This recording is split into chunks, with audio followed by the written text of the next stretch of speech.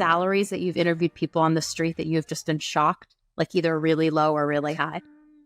Shocked in a bad Yeah. way more often than shocked in a good way. Really? Sadly, I mean, anytime somebody tells me they're a teacher, I hold my breath. I'm like, oh gosh, this is not going to be good.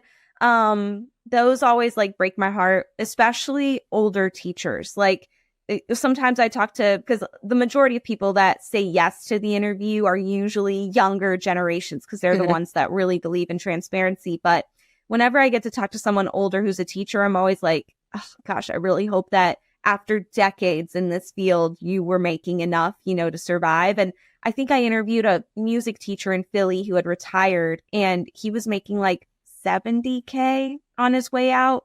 And I just, it's hard to be neutral in your reaction because you don't want people to feel bad about their salaries, because nobody should. I mean, we should all feel proud of however much we make, but it just hurts my heart that the most important people in our society I'm seeing are traditionally the lowest paid, the ones that drive our buses, that take us to work, the ones that run our metro system, the ones that educate our children, the ones that take care of our families, like healthcare workers. Because it's not, when I interview people in healthcare, the people that are making the most are the doctors and the healthcare workers that have been in for decades or have very specific skill sets that they needed to go to years of expensive school to get, or, have to be exceptionally intelligent to be able to do. And that's not possible for everybody else. So then you interview people that are more entry level in healthcare, but are still important, EMTs,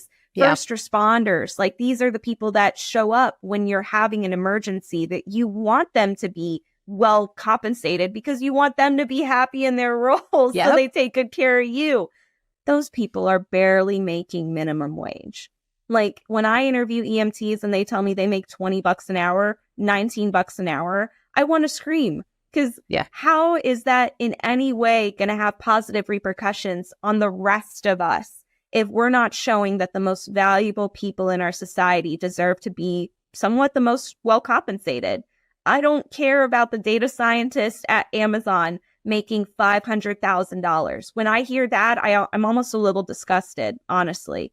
I want to hear the nurse making $150K and being able to not only have good work-life balance so that she can show up at her job, but that she can also have a life outside of it. How are we? Because the whole essence of this is, when I do these interviews and I show, a healthcare worker who's not making enough, and the comments kind of justify that, they're like, whoa, that's not enough. It makes me sad because I think about the students in college or in high school right now who are thinking about what they want to do. And they are immediately saying, I'm not going to be a teacher. I'm not going to work in healthcare because I'm not going to make enough money to survive. It's not even a matter of I'm not going to be rich. It's that they're not going to make enough money to survive. Yeah. How does that look good for our society 10, 20 years from now? It doesn't. It doesn't. That's like a real conversation. That makes me sad. I think it's a real conversation a lot of people don't want to have. But I felt like growing up too, so my parents immigrated to the States. My dad was a professor. So teaching was always big enough, but he was a professor, which I think professors get paid better than school teachers. Sometimes, yeah. So I think there was a big focus on education in my family, but also there came a point where my parents would ask us, what do you want to do when you grow up? And at one point, my earliest career was, I told them I wanted to be a writer. And my parents were like, yeah, don't do that. We immigrated to this country so you could have a better life. And we don't think you'd want to do that. And I remember my mom, and I don't know if she would ever remember having this conversation with me, but at one point she said to me, do you want your career to be your passion, or do you want to have a career and be able to live a life and pay for things and then do your passion on the side?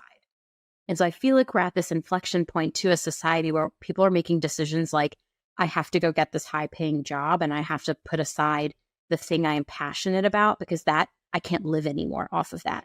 And I think of writers, television writers, anybody in the arts. Anyone in the arts is just they can't live. And I think that was part of the union for the writer's strike was they need to get paid so they can have health insurance. You can't, it's such a low paying field. So I feel like that's a big conversation to be had. And I've always been upset that teachers don't get paid as much, because some of my most formidable moments as a human being like happened in the home and happened in the school, where teachers were like, I believe in you, or like, I know you can do this, or let me coach and mentor you, let me write your recommendation.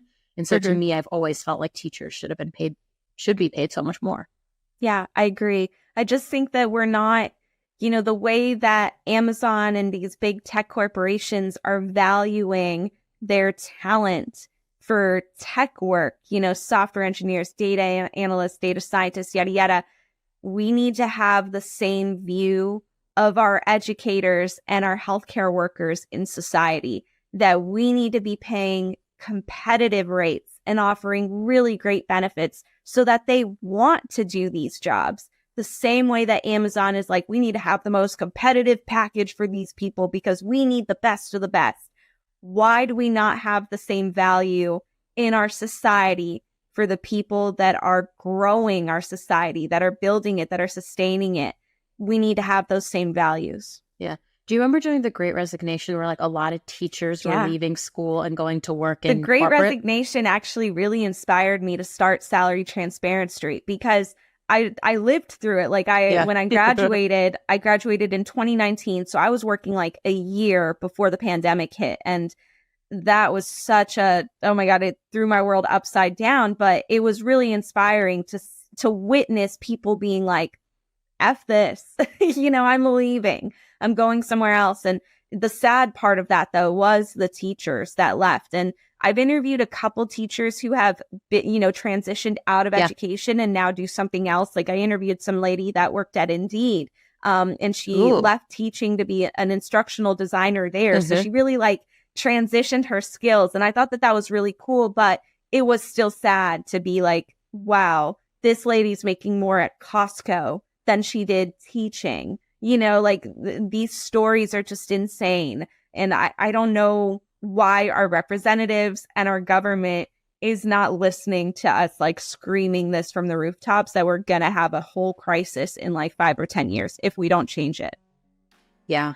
I mean, I will hopefully be alive then, because I have a lot of right? I have a lot of feelings. We're gonna be like, we crisis. told you so. We told you so. My favorite thing to say at work, actually. I told you that. Yeah. I'm just kidding. But I mean, it's very true, and I don't know why people aren't listening to it more.